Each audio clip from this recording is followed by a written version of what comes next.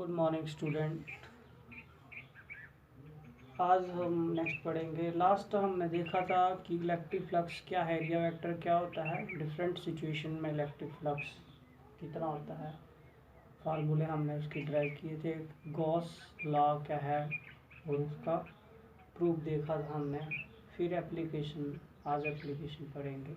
Gaussian surface क्या होता है, इमेजिनरी सरफेस था वो हमने बता दिया था, लास्ट लेक्चर में डिस्कस किया था गॉसियन सरफेस। और अगर चार्ज हमारे पास पॉइंट है या लाइन चार्ज है या इन्फिनिट लाइन चार्ज है, जो इन्फिनिट चार्ज सरफेस शीट के ऊपर चार्ज है, स्फीयर के ऊपर है, तो उनका गॉसियन सरफेस कैसे होते हैं वो हमने लास्ट लेक्चर में कर लिया था। आज करेंगे एप्लीकेशन।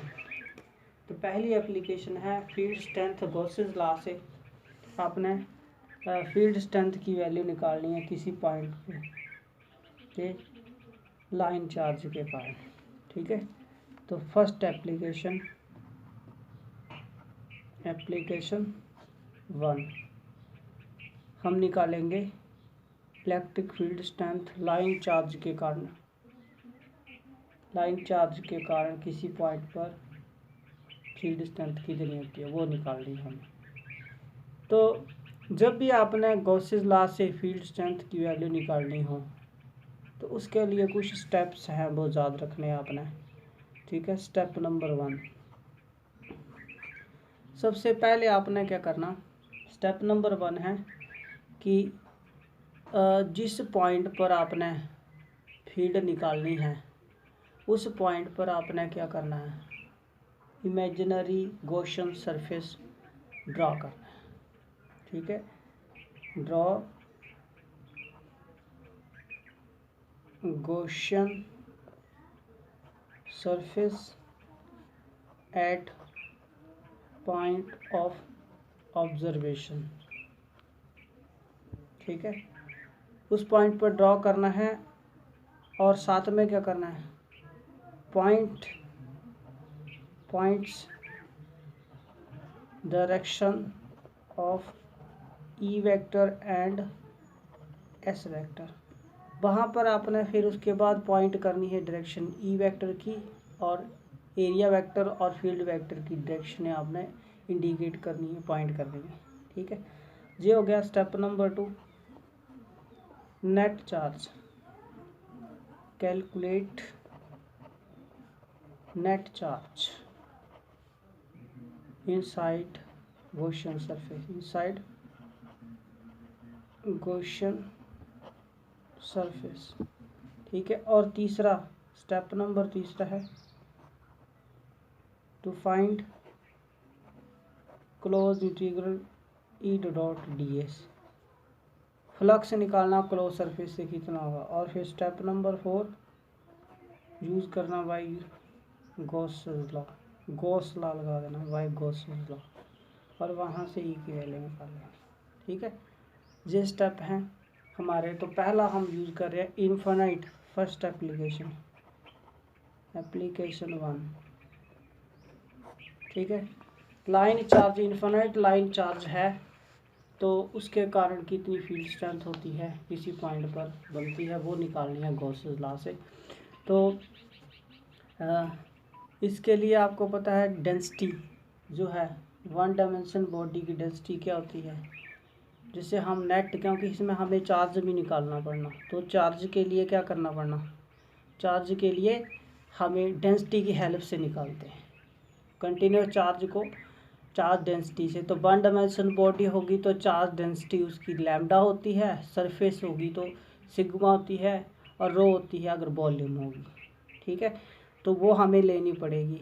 ठीक है, उसको हम सपोजिशन करेंगे इसकी, उसी से आएगी। तो पहला है लाइन चार्ज के कारण। तो ये अब हमने एक वायर मानी।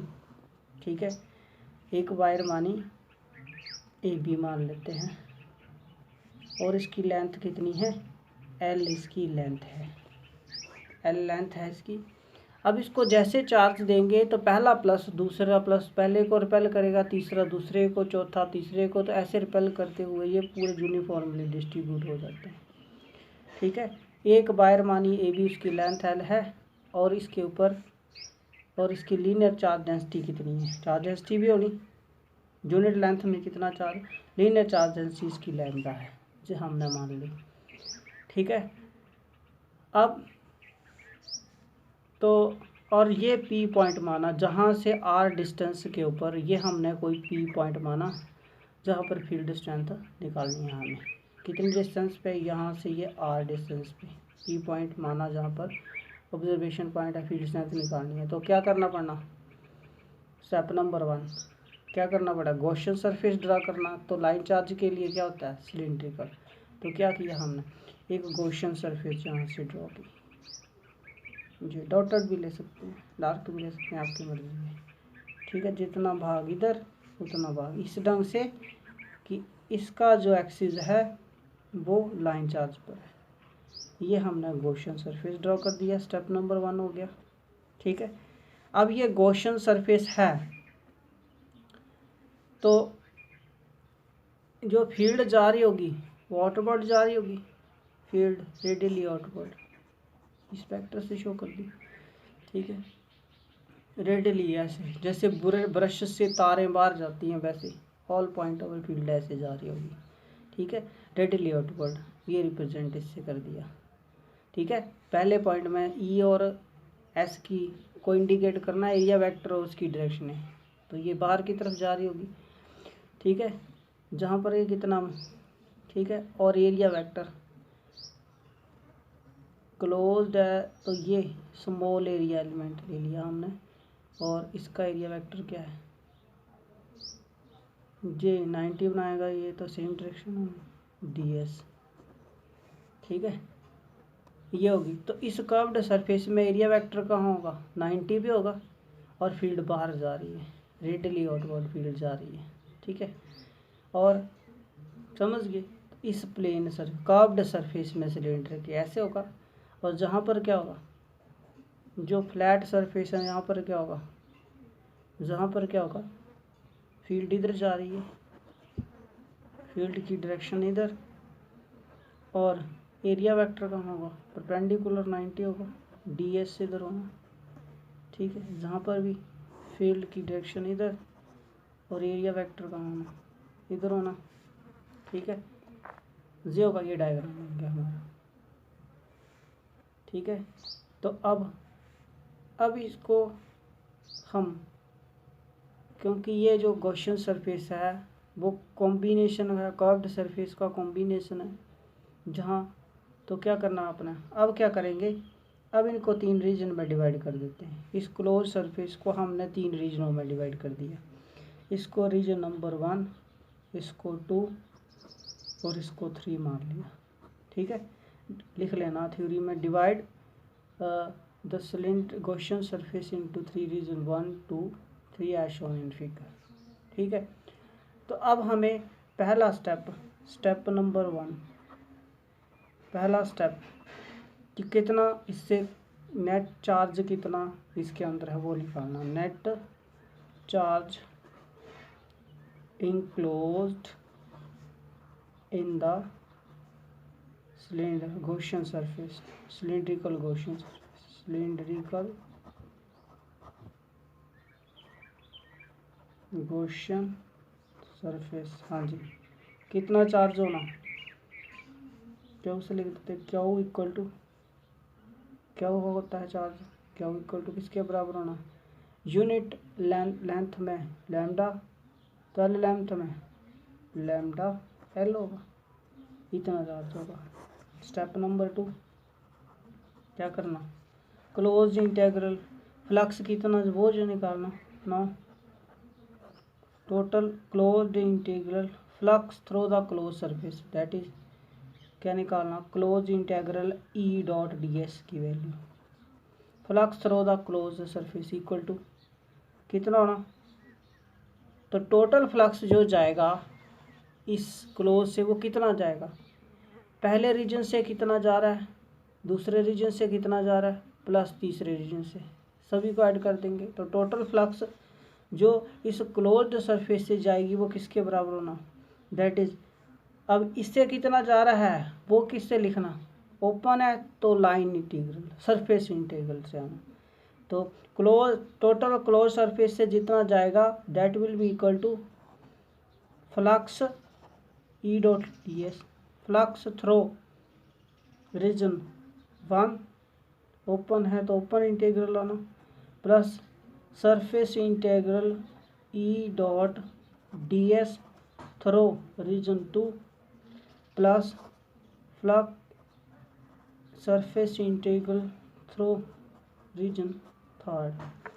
ठीक है, क्लोज्ड नहीं आएगा यहाँ पर, क्यों? क्योंकि ओपन है सरफेस। तो क्या आना, जी आ गया। तो इसकी वैल्यू निकालनी है, तो इसको हम that will be equal to E dot D S cos theta, E D S cos theta plus second region के लिए कितना फ्लक्स होगा, वैल्यू कर दी E D S cos theta, ये भी इसके बराबर होना E D S cos theta. ठीक है, अब थीटा की वैल्यू निकालेंगे और भर देंगे तो इसकी सॉल्व करेंगे आगे। तो देखिए क्या होना, दैट विल बी पहले रीजन के लिए, जहाँ पर डायग्राम से देखिए, डायग्राम में पहले रीजन में थीटा होता है angle between E and S, जहाँ पर रीजन 1 और 2 के लिए थीटा 90 है और जहाँ पर भी 90 है, तो दोनों के लिए थीटा क्या है 90। तो here for region 1 and 2 theta 90 degree because E and ds are perpendicular. So therefore line integral E region 1 के लिए ई डी एस की वैल्यू प्लस रीजन सेकंड के लिए सरफेस इंटीग्रल की वैल्यू वो किसके बराबर हो जानी, डेट विल बी कितनी हो जानी, cos 90 0, because cos 90 equal to 0, ये हो जानी। और हेयर फॉर रीजन 3 रीजन के लिए थीटा कितना है 0 degree, because E and S D S are in same direction, दोनों सेम डायरेक्शन में। तो थर्ड की वैल्यू क्या है, ई डी एस कॉस 0, तो ये हो जानी cos 0 1, cos 0 1, तो ये जानी 1 होगी, तो ये होनी that is E D S के बराबर। ठीक है, तो therefore close integral E dot D S total flux जाएगा वो किसके बराबर होना, that will be A D S line integral E D S for third region, इसके बराबर होगा। तो इसके बराबर होगा तो इस रीजन में हर पॉइंट पर फील्ड स्ट्रेंथ क्या होना, ये वैल्यू आ गई ना। ठीक है, इसको आगे सॉल्व कर सकते हैं। ई क्या होना कांस्टेंट, ई कांस्टेंट बाहर चला गया, तो ये आ गई लाइन इंटीग्रल डी एस। तो ई और इसकी वैल्यू क्या होनी, एक की पूरे कर्व्ड की कितनी होनी, कर्व्ड की कितना होता है, curved 2 pi R L, 2 pi R L होता है, तो क्या होनी 2 पाई आर एल। ठीक है, तो इसकी वैल्यू आ गई। अब लगाना आपको तीसरा चौथा स्टेप, गॉसेस लॉ लगाना, स्टेप 4 बाय गॉसेस लॉ। तो गॉसेस लॉ से क्या होना, फ्लक्स जो पास करेगी वो होगी क्या, वो अपॉन साइलेंट नॉट। ठीक है, flux that will be close integral D S होगी, इसके बराबर क्या हो, कितना क्या होगा, ये क्या होगा lambda L upon epsilon naught, और इसकी वैल्यू होगी A into 2 pi R L lambda L upon epsilon naught. तो ई की वैल्यू जहाँ से आ जाएगी, एल से एल कैंसिल, तो ये आ जाएगा lambda upon 2 pi epsilon naught R. तो इतना जो है इलेक्ट्रिक फील्ड स्ट्रेंथ होगी पी पॉइंट पर। ठीक है, लाइन चार्ज के कारण। ठीक है। इतना आ गया, समझ गए, इतनी होती है। क्लियर। अब है नेक्स्ट दूसरा हमारे पास सेकंड है, सेकंड एप्लीकेशन।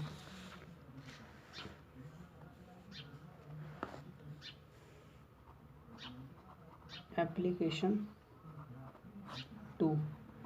सेकंड एप्लीकेशन में आपने इलेक्ट्रिक फील्ड स्ट्रेंथ निकालना है। एक इन्फिनाइट चार्ज शीट है, उस पर चार्ज प्रेजेंट है, तो उसके अराउंड किसी पॉइंट पर निकालनी है गॉसेस लॉ से कितनी होगी। ठीक है, तो ये हमने कोई चार्ज शीट मानी, ठीक है, और इस पे चार्ज जो है यूनिफॉर्मली प्रेजेंट है। ठीक है, सरफेस है इसका 2 डायमेंशन है, तो इसकी चार्ज डेंसिटी भी होनी है। इसकी चार्ज डेंसिटी मान ली हमने सिग्मा है। ठीक है, अब इसके अराउंड हमने ये पी पॉइंट माना। ठीक है, यहाँ से कुछ डिस्टेंस पे आर डिस्टेंस पे हमने पी पॉइंट माना, और जहाँ पर हम फील्ड स्ट्रेंथ निकालना चाहते हैं, ये हमारा ऑब्जर्वेशन पॉइंट है। ठीक है, समझ गए। तो क्या करना, गॉसियन के अकॉर्डिंग यहाँ से क्या करना, एक अपने गॉसियन सरफेस ड्रॉ करना इस पॉइंट पर इमेजिनरी। तो कौन सा होता है, सर शीट के लिए बताया था, कौन सा होता है, कौन सा होगा, सिलिंड्रिकल। ठीक है, तो हमने क्या किया, एक सिलिंड्रिकल गॉसियन सरफेस ड्रा किया जो पी से, जिसका कर्व्ड सरफेस कहाँ, जिसका फ्लैट सरफेस कहाँ पर है, पी पर है। ठीक है, तो ये हमने एक ड्रॉ किया। देखिए हमने ड्रॉ किया, पी पॉइंट पर निकालनी है, तो एक सिलेंडर हमने गॉसियन सरफेस ड्रॉ किया, सिलेंड्रिकल गॉसियन सरफेस, जिसका आधा भाग लेफ्ट साइड है और आधा राइट साइड है, और वो कहाँ से, सेंटर से पास करता है, शीट के सेंटर से पास कर रहा है, यहाँ से ऐसे आधा भाग इधर जहाँ से पास कर रहा है, और आधा इधर से कर रहा है। ठीक है, पहला पॉइंट हो गया। अब क्या करना, इंडिकेट करना फील्ड की डायरेक्शन को और एरिया वेक्टर के। तो इसकी फील्ड यूनिफॉर्मली कहाँ लगती है, पैरेलल एक्ट करती है, दोनों साइड एक्ट करती है, तो इस साइड भी एक्ट करेगी, that is represented by E vector. इसकी फील्ड इधर लगेगी, इधर लग रही होगी, तो ये वेक्टर शो कर रहा है फील्ड को। अच्छा, इस पे एरिया वेक्टर कहाँ होना, इसके 90 होगा, तो डी एस क्या होगा, इधर होना। ठीक है, सेम फील्ड इधर लगनी, और एरिया वेक्टर क्या होना, 90 पे होना इधर। ठीक है, डी एस। ठीक है, और समझ गए। अब इस रीजन को हमने सिलेंडर को 3 रीजनों में डिवाइड कर दिया। ये हमारा ये फर्स्ट रीजन, ये रीजन 1, ये रीजन 2, और ये वाला रीजन 3। 3 रीजनों में हमने इसको डिवाइड कर दिया। ठीक है, अब 3 रीजनों में डिवाइड कर दिया, उसके बाद इस साइड फील्ड कहाँ, फील्ड की डायरेक्शन इधर है, फील्ड इधर लग रहा है, और एरिया वेक्टर कहाँ होगा, इधर डी एस वेक्टर, इधर सेम इधर होना। ठीक है, तो ये डायग्राम हमारा बन गया। अब डायग्राम बन गया, तो स्टेप नंबर 1 देखिए, थ्योरी आपने नोट्स से लिख लेनी जैसे बताया है। तो अब क्या करना, देयरफॉर बाय गॉसेस लॉ, सबसे पहले नेट चार्ज कितना होगा शीट पे वो निकालना, इसके अंदर कितना चार्ज वो निकालना आपने। ठीक है, तो चार्ज कितना होगा वो देखिए,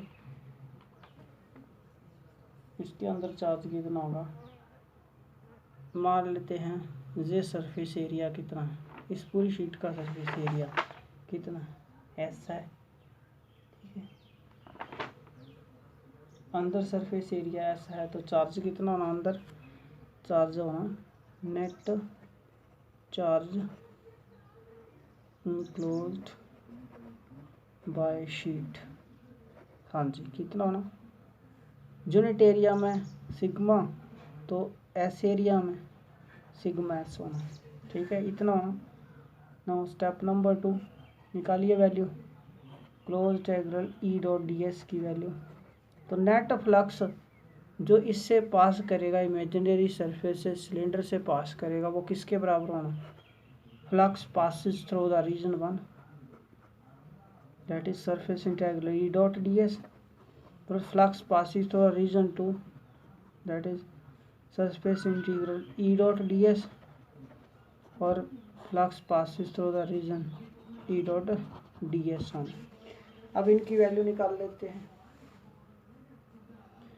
तो सॉल्व कर लेते हैं। E D S E dot D S क्या होना, E D S cos theta,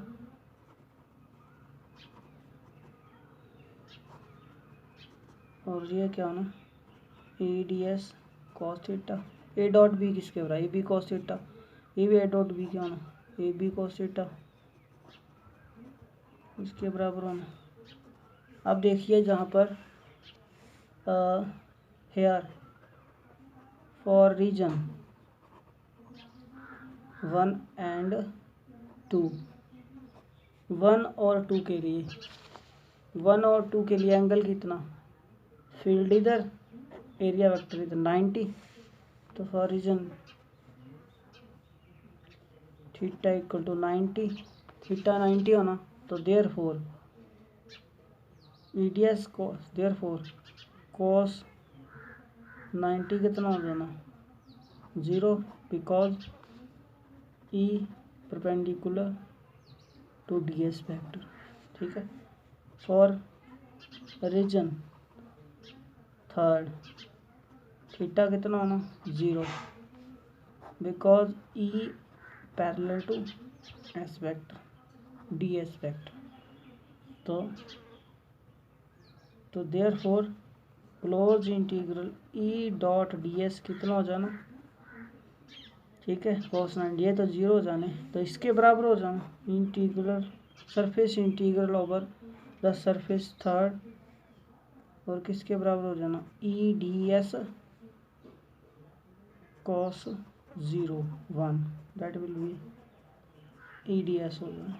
ठीक है, इसके बराबर हो गया, इसकी वैल्यू ई क्या होगा, हर एक पॉइंट पर कांस्टेंट, तो ई बार चला गया, ई कांस्टेंट होता है, और ये हो गया surface integral D S point का। तो इसका कितना होना, इसका होना दोनों का 4 पाई आर स्क्वायर, नहीं तो ये होना सर्कल का पाई आर स्क्वायर होना, पाई आर स्क्वायर।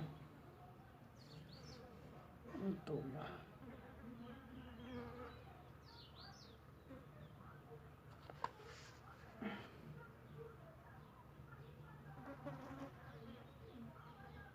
जहाँ देखो ये रीजन 1 और 2 जो था, रीजन 1 और 2 के लिए थीटा 0 होना था,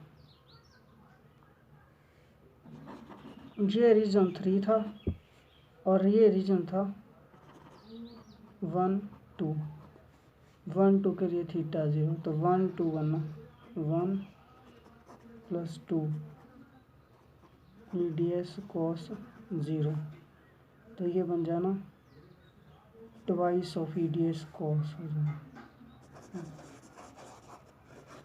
देखिए आगे ये बनना